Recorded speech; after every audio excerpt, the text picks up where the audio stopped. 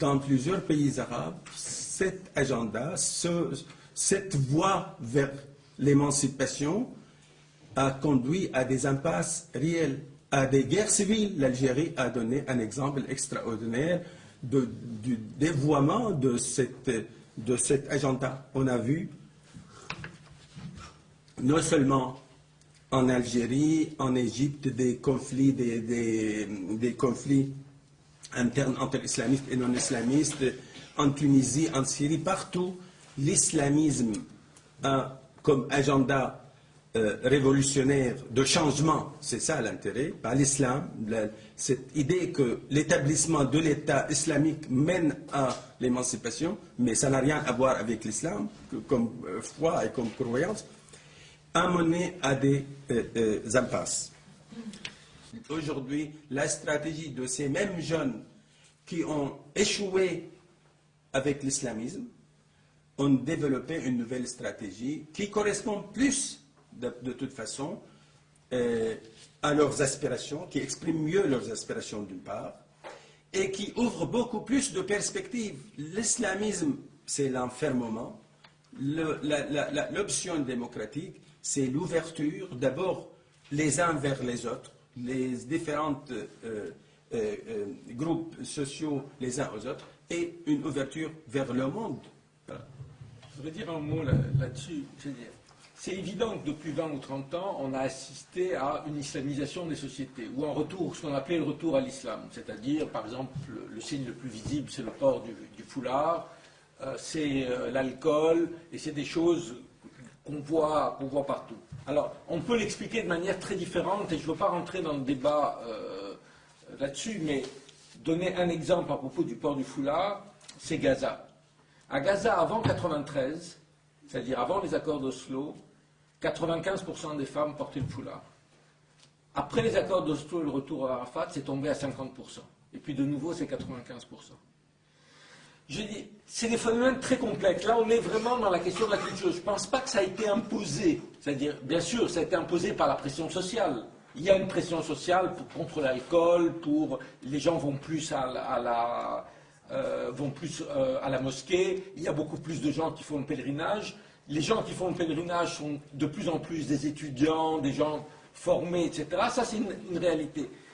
Il y a des intellectuels qui passent en France. Le fait de s'appeler Mohammed ou Fatma, etc., et de dire tout le mal qu'ils pensent de l'islam, de l'islamisme, etc., c'est une garantie de passer sans arrêt sur les radios et la télévision. Et c'est une manière de dire, mais vous voyez, c'est eux qui le disent, c'est pas nous. Mais ces intellectuels jouent, comme Bouhan l'a dit, dans ces sociétés aussi un rôle.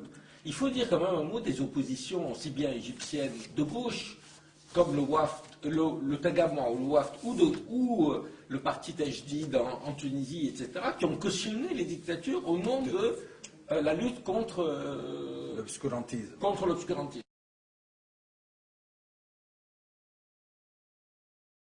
Je crois que ce qui est intéressant dans les révolutions arabes, c'est qu'elles ont trouvé l'ennemi. L'ennemi, ce n'est pas l'Occident, ce n'est pas le chrétien, ce n'est pas le juif, ce n'est pas le voisin. Les responsables, c'est tout le monde. C'est les gouvernements élus, ce sera les sociétés, les gentils que nous aimons beaucoup, c'est-à-dire des laïcs, des démocrates, des libéraux, un peu de gauche, des socialistes, tout ça on aime beaucoup. Et puis il y a une grosse composante islamiste. Celle-là, on l'aimera pas beaucoup. On n'aimera pas son discours, mais elle sera elle aussi responsable. La différence entre Al-Qaïda et tout ça, c'est vu théoriquement de votre bureau. Laissez-la terminer. Allez sur le terrain, ça sent le pas vécu, je vis dans la région. Mais non, laissez-la terminer. Alors vous n'y avez rien appris. Vous avez fait un tour en Tunisie. Non, mais d'autres pays aussi, mais vous n'y avez rien appris alors. Rien du tout. Vous n'avez rien appris. Vous croyez vraiment que c'est ça? C'est ça. Vous croyez que ça va se passer comme ça? Alors comment pensez-vous que ça va se passer? Très mal. Ce sont des sociétés parce que les peuples qui se sont soulevés, ils sont dans un désarroi parce qu'ils ne veulent pas de démocratie. Ils ne veulent pas de démocratie à l'occidentale. Mais cher monsieur, j'en fais partie, nous luttons pour la démocratie. À l'occidentale. Nous la voulons absolument à l'occidentale. Pareil, avec la Star Academy, les McDonald's, la parité, la laïcité, les femmes non voilées, c'est ça que vous voulez? Non, nous aimons les feuilletons feuilletons Mais turcs. non, mais Nous non, adorons les bien feuilletons sûr. turcs. Et c'est ça dans qu'il la faut voir, région. c'est ça qui est merveilleux, c'est que chez ces peuples en soulèvement, c'est qu'ils aspirent à autre chose que cette démocratie à l'occidentale, que déjà des investisseurs et des pourris occidentaux sont déjà en train de leur foutre dans la tête. Et c'est ça qu'il faut voir. Et que l'abattement de leur dictateur n'a rien changé. Dominique de Villepin C'est ça qu'il faut et inventer. Jean-Pierre Il faut qu'ils Philippe. inventent une démocratie à l'arabe, une démocratie musulmane, oui, mais pas calquée sur la démocratie. Il nous reste 5 minutes d'ailleurs, ce sera d'ailleurs la Ça m'étonne que vous conclusion n'ayez de pas compris chacun. ça. Marquée de...